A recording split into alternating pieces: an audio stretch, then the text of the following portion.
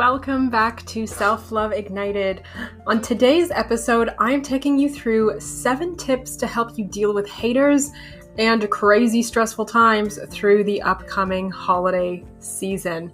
At the end, I also have a very special invitation for you if you are ready to make peace with your body and to start 2021 feeling great in your skin. What are you waiting for? Dive on in.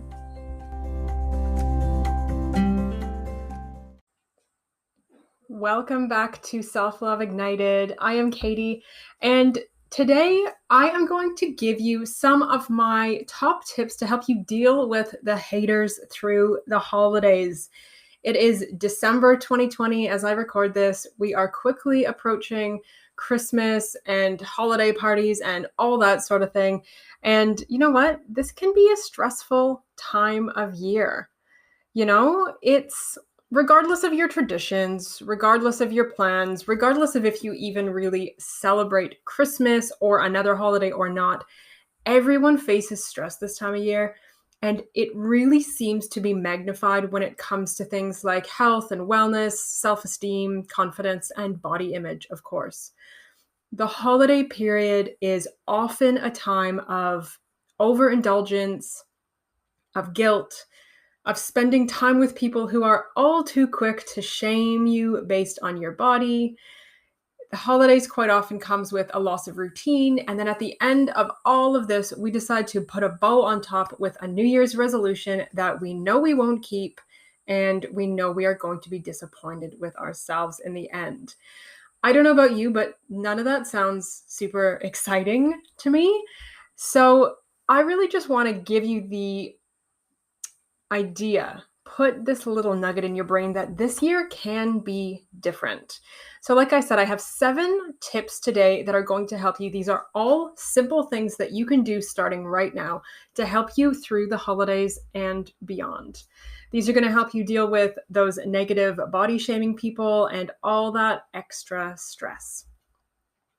Number 1, begin each day with a self check-in. Often we wake up in the morning and we're on our phones, we're on social media, and then we jump up and we are running from that very first instant. But we never actually take the time to stop and ask ourselves how we want to show up. Do we want to have a calm, peaceful day? Do we want to feel really happy, feel balanced? By slowing down and checking in with yourself, you can choose how you want to show up. Setting intentions for your day and deciding who you want to be really is a game changer. And this can take many forms. It could be a short guided meditation, a visualization, or even something like EFT, which is tapping. If you know that you're going to have to deal with some especially challenging situations or people, it might be tempting to just do what they do, take on that negativity, be stressed, sort of become like the Grinch of Christmas. But what if instead you chose to lead by example? By choosing how you want to show up in each moment, when you are faced with body shamers, when you are faced with family members who press all your buttons, or when you are just having a crazy, busy, stressful day, you can take a deep breath. Remember who you are choosing to be that day. Remember how you are choosing to show up in each moment and have a much better experience throughout. Tip number 2, self-care is your friend. There are quite a few points to this one, but the whole idea is that, you feel nourished and taken care of. And when you are caring for your mental, physical, and emotional well-being, you are going to be much better equipped to deal with all the extra stress that the holidays are bringing at you. Critical aunt, no problem. That annoying second cousin, easy. Little kids screaming, running around, let it go. By filling your cup first, you can create some internal balance, which will leave you in a much better place to handle anything and everything that is thrown at you. So to give you an idea what I mean by self-care does not have to be huge, great big things. Self-care can just be little things that you incorporate into your day every day. So a few ideas. Number one, sleep. We all want to aim for that magic 8 hours if possible. Now, I know this is not always practical for everybody, but it is a goal, right? Because the more rest your body gets, the more you are going to be able to deal with hard things that come up. Your sleep is your recovery period, and it really is a non-negotiable. Another idea for self-care is things like staying hydrated. This is a simple one that you can do every day. Have a water bottle with you at all times. You're going to feel physically better. You're going to have more energy. You'll have a clear head and feel more balanced if your body is hydrated. It's as simple as that. Another one is limiting alcohol. Now, this one I know for many people is a challenging one because during the holidays, quite often there's even more alcohol around us than usual. But really, I would encourage you to be mindful. Just really be mindful. If you want to indulge, then do it. Go for it. But just remember what you're signing up for. Do it consciously. Because when we drink, you have a headache, you have a hangover, you get really sort of lethargic, and you feel really crappy. When stressful things come up then the next day or the next week, you're not going to be able to deal with them as well. So just be aware of your alcohol consumption and limit it if that feels like the right thing to do for you. Another idea for self-care is keep moving. Exercise is great. We all know that moving our bodies is good for our physical health, but the fact is that it also actually produces endorphins in the brain, which are like those feel-good, happy chemicals. And, even a walk around the block or 10 minutes on a yoga mat in your living room can do wonders. Number 3, I really want to encourage you to enjoy your food these holidays. The holidays is often a time of overconsumption that can lead to guilt, can lead to regret. It can make you feel really bloated, really tired. But instead of taking part in this roller coaster again, why not just make the choice to truly, truly enjoy the food that you have? The holiday season, this only comes around once a year. So take the time to really savor everything that you eat. Be conscious of what you're eating. Do it mindfully. Use all your senses. You don't have to stand over the sink and just shovel things into your mouth simply because they're there. Be conscious of it. And again, remember, just because you're enjoying it doesn't mean you have to eat everything in huge quantities. Make a conscious choice to have that piece of cake, those cookies. Sit down and indulge in those strawberries or cinnamon buns. That is my favorite on Christmas. But do it consciously. No guilt, but no food robots either. And really being grateful for your food is also a great strategy to bring in more of that like feel good, fuzzy warmth to the situation. If you take the time to remind yourself that you are lucky, not everyone in the world has access to abundant, healthy food. You are much more likely to enjoy it and curb any feelings of regret or shame or guilt that maybe normally come up for you. And if you do overdo it, then instead of lying on the couch feeling sorry for yourself, try a natural remedy to help get you feeling better. Take some action. Something like a belly massage, gentle stretching, some essential oils rubbed on your stomach. There's so many things that you can do, even a walk around the block. So many things can help you if you do overindulge. But just really make sure that you're caring for your body and enjoying your food through the holidays. Number 4 is practice gratitude. Now, I just mentioned this with food, but gratitude can be so much more than just being grateful for our food. And a daily gratitude practice is something I often recommend because it has so many amazing benefits. It It does everything from promoting physical health, emotional health. It increases resilience. It makes people happier. So much more. Gratitude has been proven. They have done many studies on this. It's just been proven to be a really effective tool. So for the holiday season, you can do this every day, of course, but especially we're just talking about the holidays here. Get a journal, get a notebook, and write a few things that you're grateful for each and every day. Now, I always say write at least 3 things. If you want to write more, you can, but at least one of them should be about your body. And if possible, at least one of them should be about the person or situation that you're feeling the most stressed or worried about at the moment.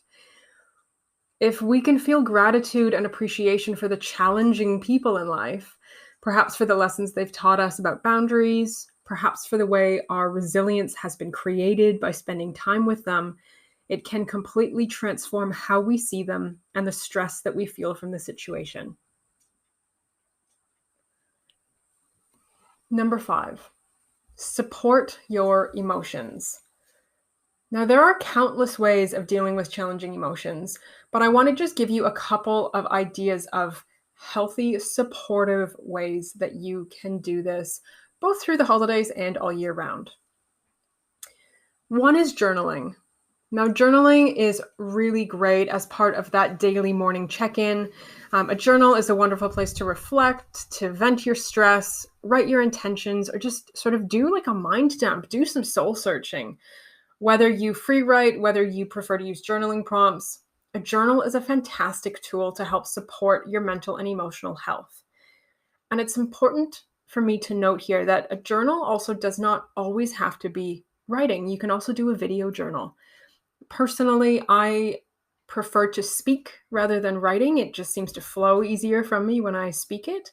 So sometimes I will do video journals. I will just get my phone out, put the camera on myself, press record, and just speak and allow it to come out.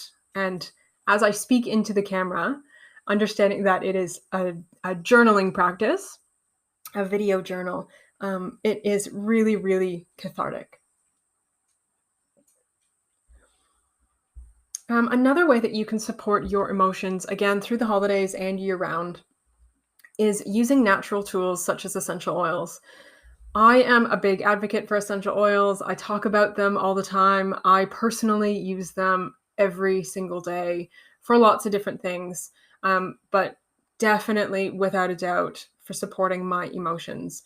There's lots of different oils that you can use depending on what you're needing at that time. Something like your citrus oils and your mint, like peppermint and spearmint, they're very uplifting. So if you're emotionally kind of like lethargic and down in the dumps, or you really don't want to do something, but you're in a situation where you have to, a citrus or a mint oil can sort of give you back that pep in your step, wake you up a little bit, and help give you that emotional boost. While if you are feeling super stressed, overwhelmed, burnt out, and like you have nothing left to give, then some oils such as things like vetiver, sandalwood, balance, which is a really beautiful blend, lavender, of course. These are all oils that are very calming. They're very soothing, they're grounding, and these are things that are going to help you come back down to earth, come back into your body, and really just help you deal with those emotions so that you are less all over the place. And another way that we can deal with emotions in a really healthy way is just finding somebody to vent to. We all need to let off steam sometimes. So by speaking with a friend and being each other's emotional support through the holidays, it's almost like creating a backup plan for those stressful situations. And if you have a friend like this, you can almost make a pact. Like, I might just need to vent. Are you willing to just listen to me for a few minutes? I don't need your help. I just need to get it out, and I'll do the same for you. It's sometimes something as simple as that can be so helpful. Really, like, whichever methods feel the best to you, just make sure to keep these emotionally supportive habits going through the holidays and amp them up if needed. Another great way, number 6, Another great way to sort of help you deal with the holiday season is to create some boundaries.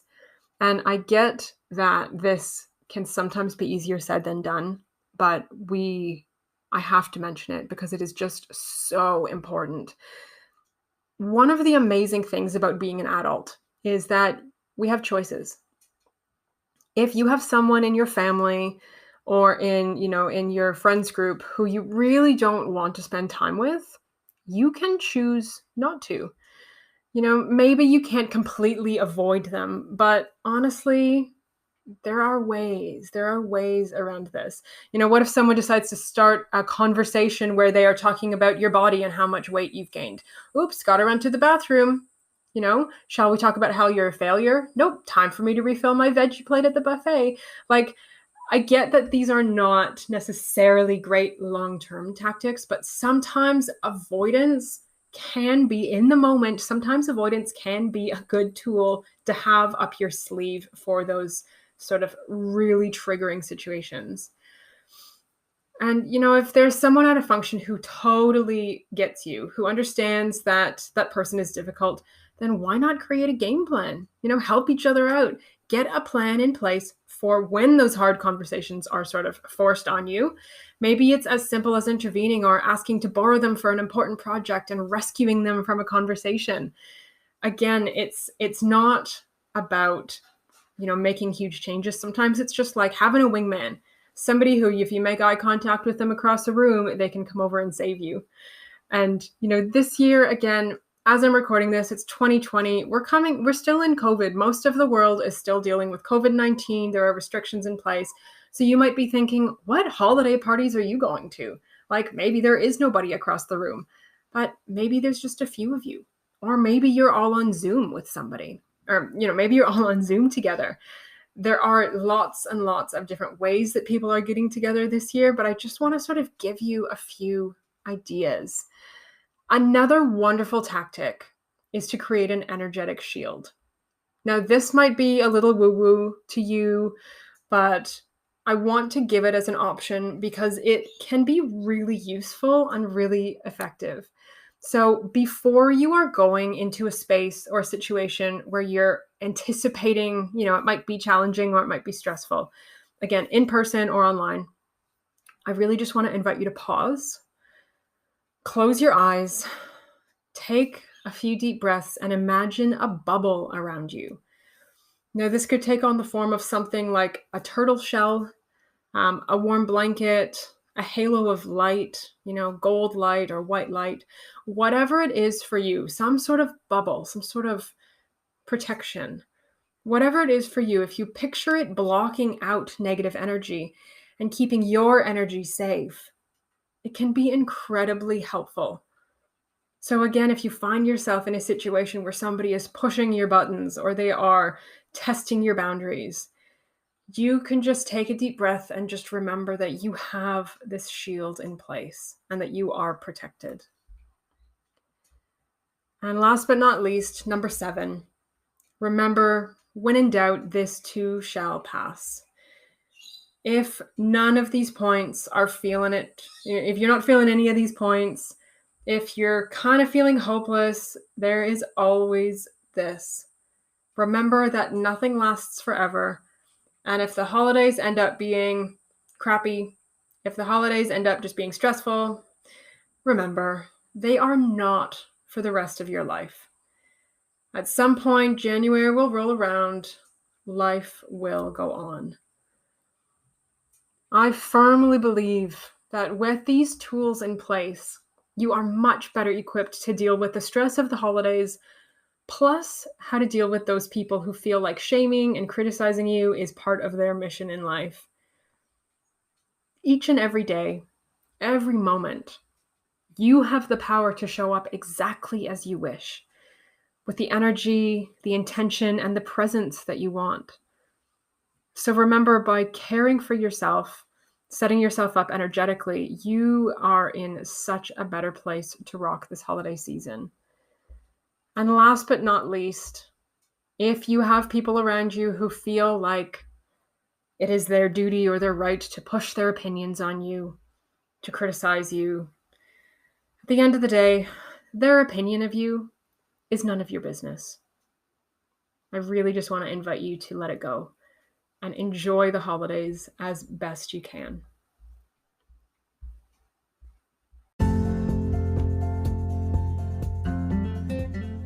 Thank you for being here and thank you for listening.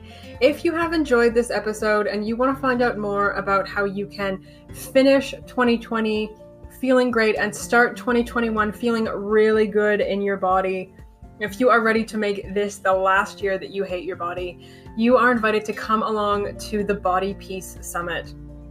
Now, this free event is happening from January 6th through 9th, and it is a collection of experts where we are talking about body image from all different angles. We're going to be talking health and wellness. We're going to be looking at it from the food point of view. We're going to be looking at it from movement, from the energetic side, really with the intention of helping you feel great in your body. You know, if you are your own worst critic, if you are constantly looking in the mirror wishing that you looked different, or if you're thinking that if you could just be thinner, if you could just use those last few pounds or lose those last few kilos, that all your problems and stress would go away, this is for you. You know, there is a better way. So sign up now. There is a link in the show notes. Click on through for more information and to reserve your free spot. Thank you for being here. Have a beautiful holiday season, and I will see you next year.